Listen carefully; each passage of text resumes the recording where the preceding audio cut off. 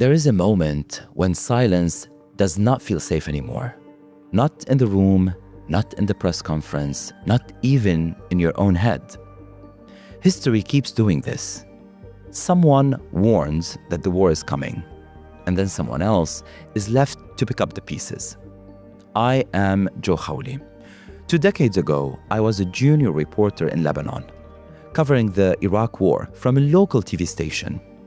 I remember counting the rising number of US soldiers killed, and I remember reading statements from American ambassadors trying to understand what they meant beneath the polished words. And now I'm sitting across from one. Since then, I have reported from the front lines of power, from war zones in the Middle East to closed-door briefings in Washington. And here's what I've learned. In diplomacy, truth is rarely convenient, but sometimes it's the only thing that cuts through the fog. Welcome to The Diplomat, where we decode what power says and what it tries not to say. My guest is Ambassador James Jeffrey. He co-wrote the memo that warned invading Iraq could unleash a perfect storm. Then he stepped into that storm. As U.S. ambassador to Iraq, as the voice warning about Iran's reach, as the blunt diplomat who said the United States cannot keep giving unlimited support to everyone. In this episode, we step inside the rooms where strategy met denial, and where honesty, at times, felt like the most dangerous act. You will hear in this episode what Washington refused to see about post-invasion Iraq, why Erdogan's Turkey became more than an ally in crisis, and how speaking plainly about war crimes and troop withdrawals came with a cost. Because when alliances break and lies start to feel like plans, it takes more than one sentence to change everything. This is The Diplomat, inside the room where power speaks. And this is a conversation you won't hear anywhere else. Mr. Ambassador, thank you for being with us. Let's start with Iraq. When you stepped into Baghdad as ambassador, you were walking into a war that had already broken a president's legacy, fractured a region, and divided your own department. But you still had to speak for the United States. What was the first thing you chose to say in that room, and why? I would challenge the position. It sounded more like when I walked into Iraq as the deputy chief of mission in 2004, but we're talking about my time as ambassador in 2010 to 2012. By that time, we had a relatively successful policy in Iraq. We were on a glide path to withdraw all of our troops by the end of 2011. That had been part of the agreement between President Bush and the Iraqi government in 2008. And the violence levels were way down. Iraq was struggling a bit, but it was still getting to its feet as a relatively normal country. I'm not happy with everything that's happened to it since 2010, particularly the Iranian influence and, of course, the Islamic State attack in 2014. But nonetheless, in contrast to Afghanistan, Iraq was a success. And this was my basic message. And the message was not created by me. It was created by Barack Obama just before I went out there in what's known as the Camp Lejeune speech from 2009 about Iraq. And it contained two elements. First of all, the United States considered Iraq important. We had what is known in business as sunk costs of American commitment, American engagement, American billions of dollars, and of course, many people killed and wounded. And we recognize it as a very, very important country. It's the second largest OPEC oil producer today, for example. The second part of the message, which again was channeling Barack Obama, was we're not here to fix every problem you have. This is basically a precursor to what President Trump in Riyadh said just a few weeks ago, which is that America is not involved in tinkering with the internal structure of countries. We had tinkered with Iraq. Frankly, we had to, because we basically overthrew the entire, not just the state, but the government, the society to some degree in 2003 by our invasion. And so we had a responsibility, but we were out of that business. We weren't real good at it. And so those were the 2 points that I made. And the conduct of my entire 2 years there followed that pattern. But when you say, Mr. Ambassador, that Iraq was too important, and then followed by Barack Obama's message that we're not here to fix everything, to what extent do you think those 2 messages are contradicting? Because if it is important, in a way, you have to fix something. The biggest single question in American foreign policy after 1989, when you had the unipolar world, the end of history, and we believed that we had the capability and the mission, the responsibility, the duty to make the whole world look like us or Western Europe, modern liberal societies, because we thought that modern liberal societies provided prosperity, provided peace, and provided free political development, the 3 Ps. And we looked at our experience, the experience of Europe, Western Europe at least, some East Asian countries, and bits and pieces of Latin America. And we said, look, this worked for all of us. It should work for you. So that was a judgment. And a second judgment, B, we have the capabilities, the inspiration, the power to get you to do this. The problem with this was we didn't. And that's not just only a question of lack of commitment, unwillingness of the American people to bear the cost, particularly when they involved actual deployment of military forces, because that eventually led to the deployment of military forces. But it also encountered a core contradiction. We were intervening deeply into other countries, Afghanistan, Iraq, Eastern Europe, along with the EU, and in the Arab Spring, other countries, to create political self-government for both those states and the people in them on the basis of our liberal philosophy. And that's a contradiction, because we were determining what they should look like and then taking the reins to get them to that point, even though the core of that point was that people should make their own decisions. So what is the lesson in that? The lesson is we can't do that. The lesson is the world has to deal with itself. We can deal with several things. First of all, to the extent that countries want to trade with us, want to have relations with us on a state-to-state level, we're willing to do that. To the extent that countries threaten us or the international order or our partners and allies, we will try to deter their actions and contain their long-term expansionist tendencies. Iran is a good example of that, Russia, China, but that we are not any longer going to get involved in the transformation of societies. So that started with Barack Obama in Iraq. Now, that was Barack Obama's personal view of Iraq. At the same time, as you know, he did the surge in Afghanistan and then was all in for the Arab Spring. So it wasn't a general principle for Barack Obama. It was solely a specific Iraq central idea based upon his conception, which turned out to be partially wrong, that Iraq was an American failure, and that we learned from the failure we shouldn't get involved in the internal constitution and governance of Iraq. The lesson, however, was correct. It's just replace Iraq with any state. And Barack Obama was not ready to take that step in 2009. Why do you think he was not ready? Because the belief that America had both the capability and the moral duty to make everybody look like us was deeply ingrained in all of these people, part of the liberal worldview that they had. And Barack Obama very much had that worldview. And how is it different from today? Well, President Trump doesn't have that worldview.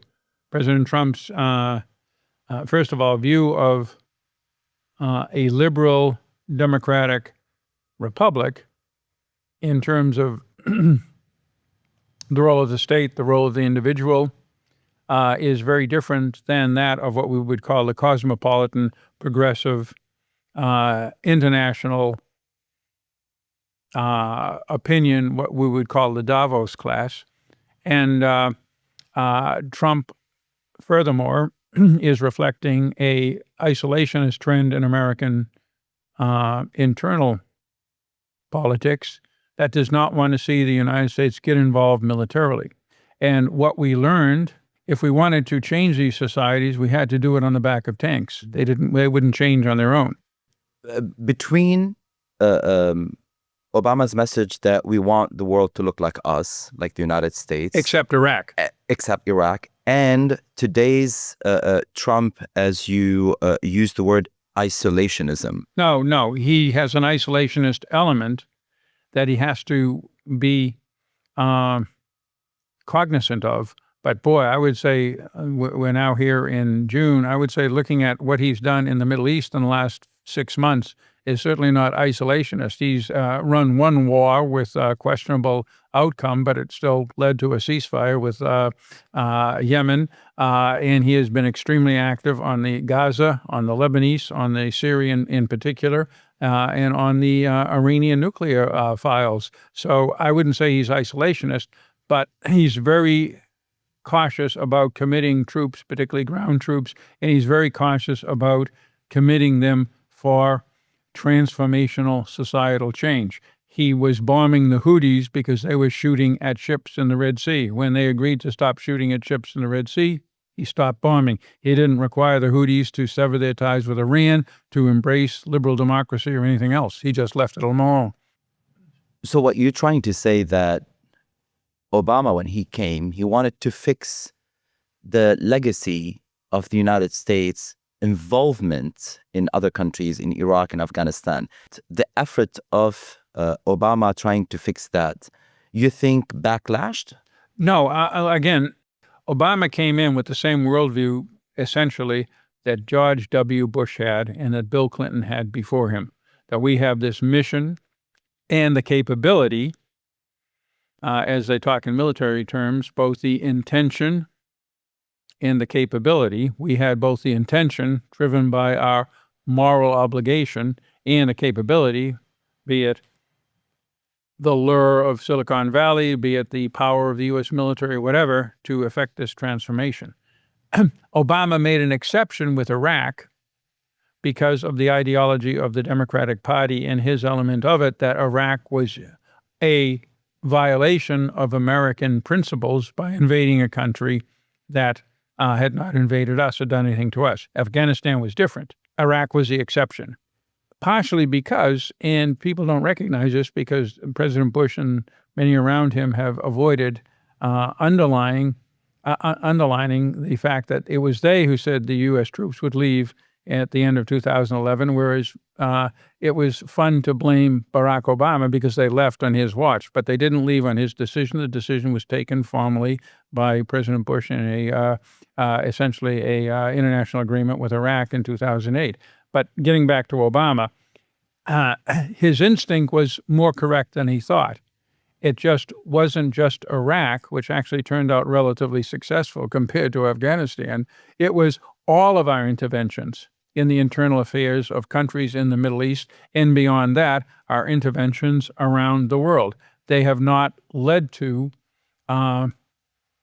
better or more stable societies in most places. They have not gotten, if you will, our brand to be accepted by the people. And as the part of the brand is the people, sovereignty, and people decide, it's very complicated to try to enforce that on people. But basically, and even though it's in trouble right now, the best success we had after the Marshall Plan, and that's now almost 75 years old, was in Colombia, and one country is not enough to justify a whole international agenda for 30 years. When you were DCM in Iraq, and then when you walked in Baghdad as the new U.S. ambassador and after the surge, what did you see that Washington couldn't? And how did that shape what you knew you could say and what you couldn't say? Sure. What I saw was that Washington, and particularly the U.S. Army, were totally committed at the institutional and bureaucratic level to nation building. The U.S. Army was leaving at the end of November 2011. Now, after we were there a few months, we persuaded the Obama administration to try to keep the troops on. We negotiated with the Iraqi government. In the end, because we insisted that this be done democratically, the Iraqi government and parliament, under the influence of the Iranians, opted not to keep U.S. troops on, which led perhaps to Iraq's collapse in the attack of ISIS 2 years later, but that's going ahead. The question is, what did I see there that Washington couldn't see? What I saw was that this was a country that was ready, that was, compared to what I had seen in 2004, 2005, was able to more or less function, had a security force, had a couple of million barrels of oil being exported every day, had not functioning electricity. It still doesn't have it today, but it had a certain amount of electricity. It had a certain amount of coping. It had government structures. It looked like a state by 2010. Yet we still had these huge programs, billions and billions of dollars of USAID and State Department programs, and the U.S. military had become so embedded into the society that they had 1,400 discrete operations and activities other than combat operations and defending themselves. What do you mean discrete? Well, providing essentially what they would call information operations. They had 50 people preparing messages that would be sent to the Iraqi media on the U.S. military presence, on the U.S. goals in Iraq, on various other things, on how democracy works. And my belief was that Obama, at least on this issue, given his Camp Lejeune speech, had tried to sever this role. The rest of the bureaucracy hadn't gotten the message. So I had to balance the two. So why was it important to have that discrete operation to oversee what the media was saying? Because it was part of a larger transformation of the military after it had failed by pure brute force in both Afghanistan and Iraq to subdue insurgencies. It relearned what we had learned in the Vietnam War, which was counterinsurgency, which requires deep involvement with the population, both to defend the population and to help the population develop their own capacity to defend themselves, from local police to a national army that would then free us to go away. That was the military's doctrine. It was a struggle from the period 2004, and I lived through this through 2007, to get the military to accept that doctrine. They did accept it. The problem is the doctrine had its own problems. In the short run, it succeeded in Iraq, at least in subduing the insurgency. It never succeeded in subduing the insurgency in Afghanistan. You were managing a $6 billion operation. After the military left, yes. Yeah, and 16,000 personnel. Yes. But when power shifted in Iraq, it often happened in whispers, not in memos. So when did you first realize that size did not equal control? I realized we would not be able to take over all of these functions and effectively spend the $6 billion and be present everywhere in the country and essentially do the military's role. The idea of the military and much of the bureaucracy was that Obama was not willing to challenge was we would simply take on all of these nation-building functions with the $6 billion and with the 16,000 people all over the country. It's just that there was still enough violence in the country and enough hatred of the United States among some of the Shia groups fueled by Iran, and among some of the Sunnis fueled by the remnants of al-Qaeda, that it was still dangerous to move around unless you had a great deal of security. Security is very expensive, but it also limits your operations. So we couldn't function the way the military functioned. But secondly, the Iraqis really didn't want us to function that way. Washington did, because Washington, after a huge struggle involving internal debates between Rumsfeld and Vice President Cheney on one side, and Secretary Rice, later Secretary Gates, and President Bush on the other, had concluded that we had to do this huge nation building and that it was successful. To some degree it had been in the short run, but it was not a long-term answer to Iraq, and the Iraqis didn't want it. My problem was that we had crucial interest in Iraq, keeping al-Qaeda from rising again. We saw that threat, and of course it did occur in 2014, keeping Iran from dominating the country. That was a huge interest, and keeping the country stable, keeping the country pumping oil and fueling its own development. So those were important goals. I didn't need 16,000 people and $6 billion to pursue those goals. What I did need was a consensus in Washington that I was doing my job, and people would answer my phone calls and people would give me the things I did need. Did you tell them that you don't need that amount of money? Of course not. I'm getting to that. I couldn't tell them, I don't need all of this stuff. The Iraqis don't want it. Forget it. And continue to be effective doing the things and getting from Washington the things we needed to really make a difference in Iraq on those things that an outside powerful country can with a country that is still facing security and development challenges. If I said, look, I don't want to continue rebuilding the whole country in our image. I just want to make sure that the Iranians are kept under control, that we don't see a rise of al-Qaeda, and that, self-sufficient economy from a self-sufficient oil. Economy based on exploitation of the oil reserves, and a sort of modus operandi between the Sunni Arabs, Shia Arabs, and Kurds. That was my mission. That's what I spent 90% of my time with. I couldn't challenge the consensus in Washington, and it's as if they had never read what Barack Obama had written, at the same time as begging Washington to give me those resources that I felt I did need. So there's a disconnect? There was a disconnect? Yeah, there's a disconnect. And the way I did it was I just took the whole package. You mentioned Iran, and you raised early alarms about Iran's grips tightening on Iraq. What did Washington refuse to believe, and what did that refusal cost, you think, today? A great deal. We mishandled Iran's role in the region dramatically over the past 25 years. It has been reversed since the October 7th Hamas attack, largely because Iran overextended itself and because of actions by Israel, the United States, later Arab states, and Turkey and Syria.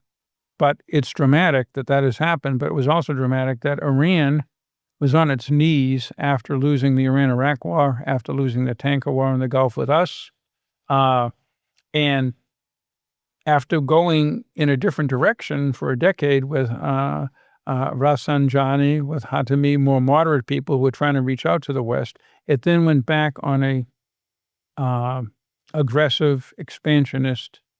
It got away with that in the face of opposition from the Arab states, most of them other than Syria, the United States, Israel, and Turkey. Look how powerful that coalition was. How did Iran manage to insert itself into Iraq, into Syria, into Lebanon, into Gaza, into Yemen the way it did over these 20 years? Now, there's many answers to this, but part of it was we always had other priorities. The Bush administration was not particularly pro-Iranian, but it was far more focused on dealing with Sunni terrorists, be it al-Qaeda, be it the Taliban, be it the Iraqi opposition. And in Iraq, because it was so committed to democracy and because the Shia were the majority, it was perfectly happy to have Shia prime ministers, Jafari, then Maliki, and Iran to have a certain influence as long as they weren't shooting at us, because we had so many other problems in Iraq. So we ignored the Iranian creeping control of Iraqi institutions under Bush. Under Obama, to some degree, people around him and he himself actually believed in his statement to Jeff Goldberg of The Atlantic in 2015, I believe, referring to Saudi Arabia. He was really referring to us Americans. We have to learn to share the region with Iran. That was Obama's belief. That Iran was acting in a difficult way, be it with its proxies, be it with its missiles, be it with its nuclear, because it felt threatened.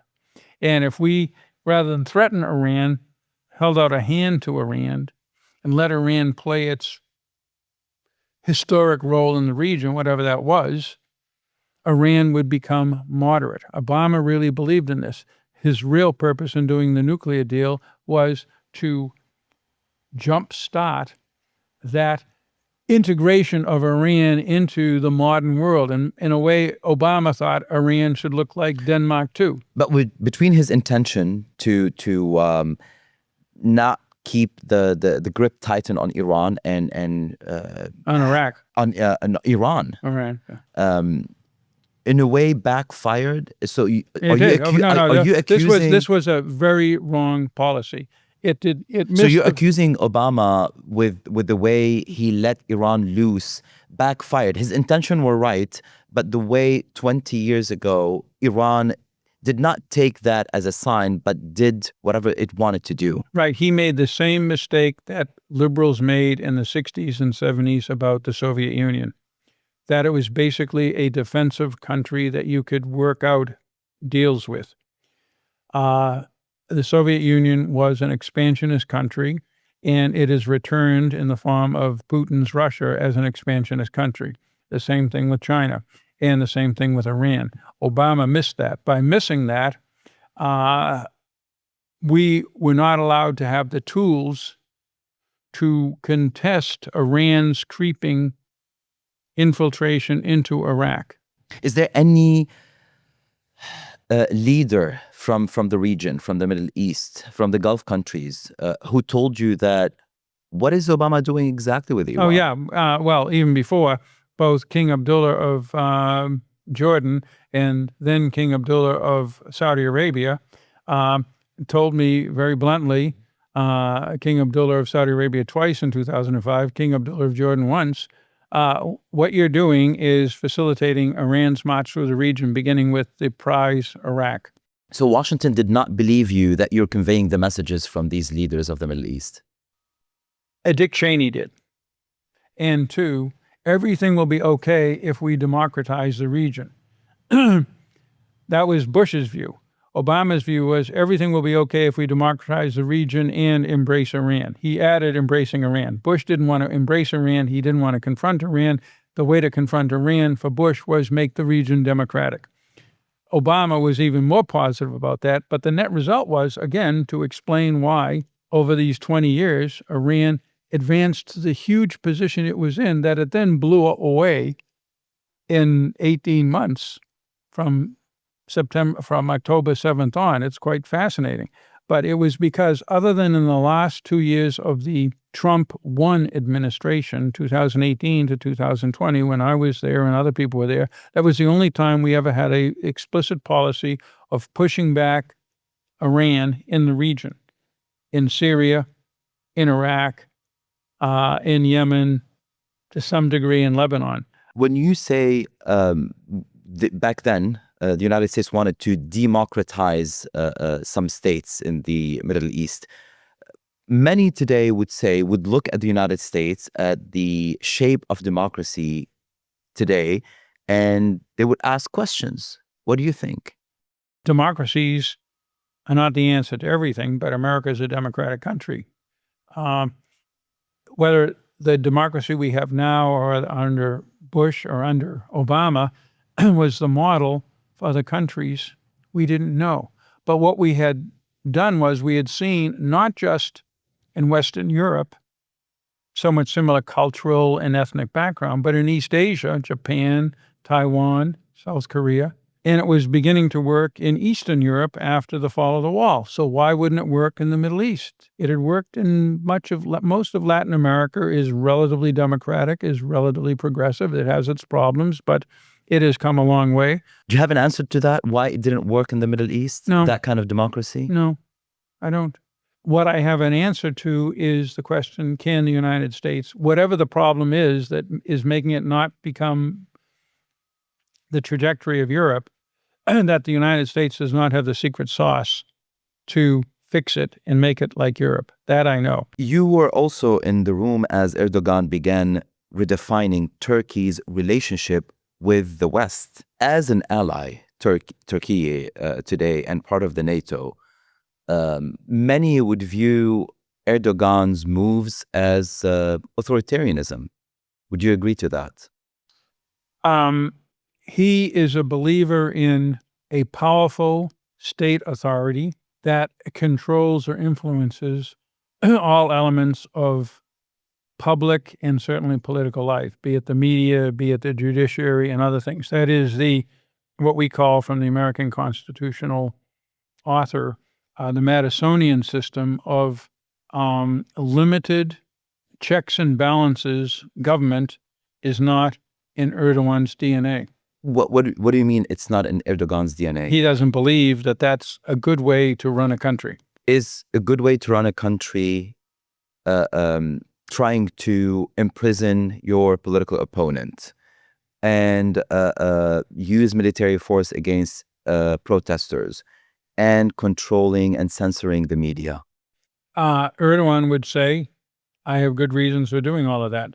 The key issue is Turkey still a democracy? But were those moves, whether Erdogan thinks that those moves are essential for his power today or for a powerful state, but those moves, are they considered authoritarian moves? I would say most American analysts of political would say those are authoritarian moves.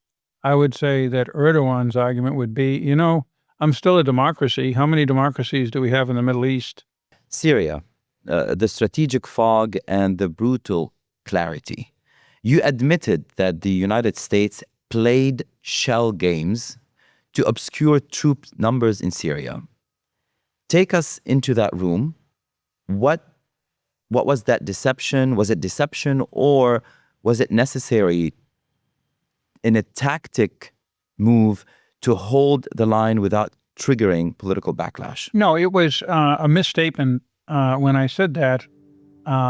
You warned that pulling troops would embolden Iran and Assad. I was very, and Trump ordered it anyway. Well, I was very much in favor of keeping troops on, but it's two separate issues, and it has been, you're right to raise the question, because it's been conflated politically, and it was the stupidest thing I ever said.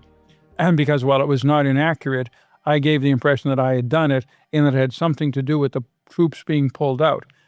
This was something that Bolton and the president and a few other people, if we can believe Bolton's book, had worked out, and that's where the shell game idea came from. Bolton's expression was, it was poetic license on the number of troops to basically, if again, you can read his book, try not to get the president upset at the number of troops we had in there. Now, it's a totally different issue on whether pulling all the troops out or not was a good idea. I argued against it. The president said we were going to do that twice when I was in the job in December of 2018 and then again in October of 2019. My job in both cases, which I executed to the best of my ability, was to make that work. The president changed his mind both times once it was made clear to him that the troops were not just there to fight the Islamic State, which he thought was a basically finished mission, but rather to control terrain, to deny it to Assad, Iran, and Russia, and to have a bigger impact on the region, which was the other purpose that we had troops there. It fell. But you publicly condemned Turkey or the abuses by Turkey or Turkish-backed rebels in Syria. I did.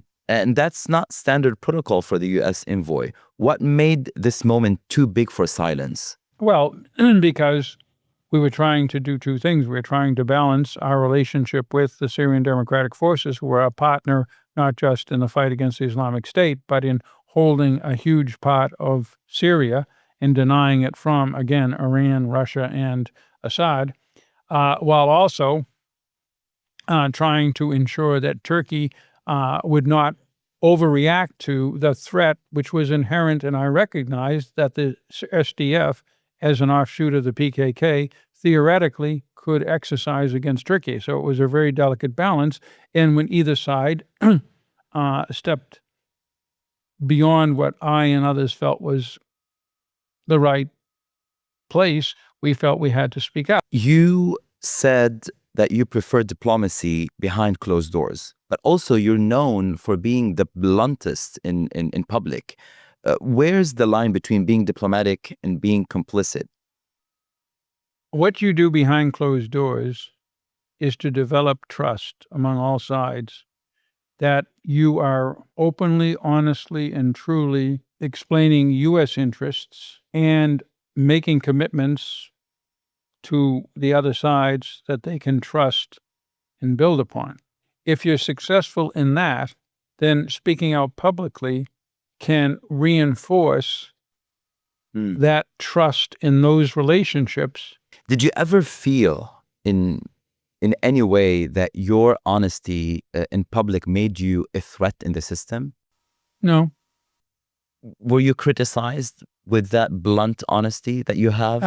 Only on the question of the shell game. And as I said, that was a mistake. So what do you think was the most difficult sentence or word that you had to say in a room? I would say the most difficult conversations I had were with our partners and allies who expected us to support them more.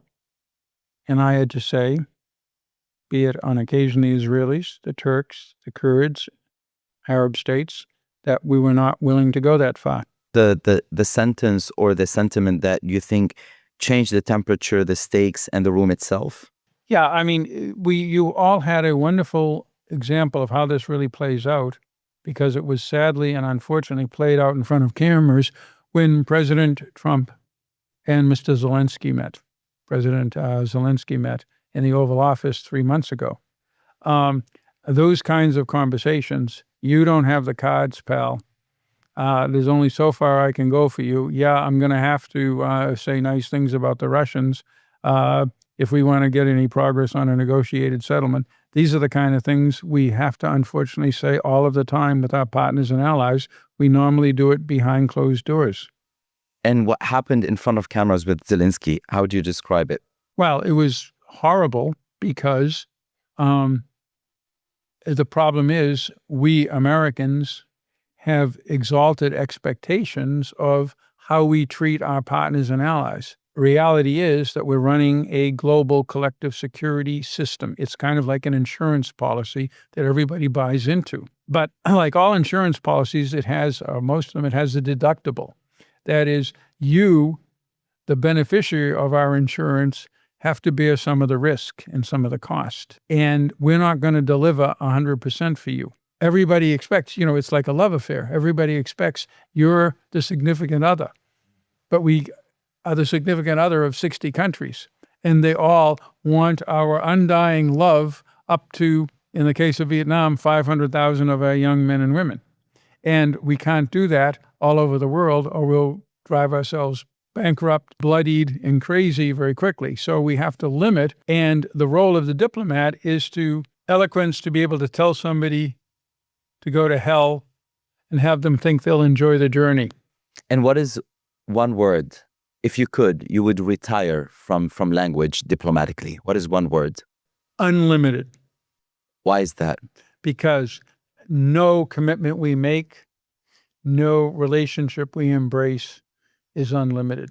We can't run a global collective security system by making unlimited commitments to all these countries. Do you think our allies in the Middle East think that the United States is always willing to give unlimited support? Oh, yeah. And that is wrong from what side? From the United States showing that willingness or their perception of that? From both sides. Had we had a different dialogue with the Saudis over the years, or with the Emiratis, and if I were the,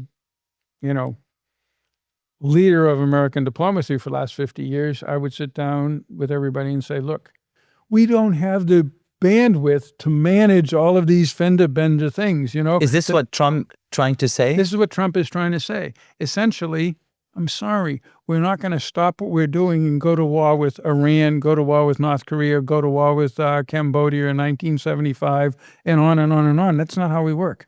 And because we have unlimited, that's how we got on this path, because we use unlimited all of the time, or words that suggest unlimited in our pitch for our diplomacy, we raise expectations. It's a good deal that we're doing what we're doing for Zelensky. Otherwise, he wouldn't still be there. It's a good deal that we liberated Kuwait. It's a good deal that we stopped the North But Zelensky cannot Koreans. expect unlimited But support. it's not unlimited, and we can't. If we try to do unlimited, we wind up doing nothing. And that would be a bad thing for the world. Thank you, Mr. Ambassador, Okay. for being with us. Thank you. Thank you for listening to The Diplomat. If this conversation made you pause, rethink, or even get uncomfortable, that's not a glitch. That's the point. Because diplomacy isn't clean, it's not polished, and most of the time does not fit into sound bites. But when someone tells the truth without hiding behind a flag or the title, you will remember it. Follow the show wherever you listen to podcasts. And if this episode stirred something in you, send it to someone who still believes clarity is worth more than comfort. Every week, I sit down with people who have seen history break and try to shape what came next, behind closed doors, behind the headlines, and sometimes behind the price of silence. Because language isn't just how we talk about power and politics, it's how power and politics talk. This is The Diplomat, inside the room where power speaks.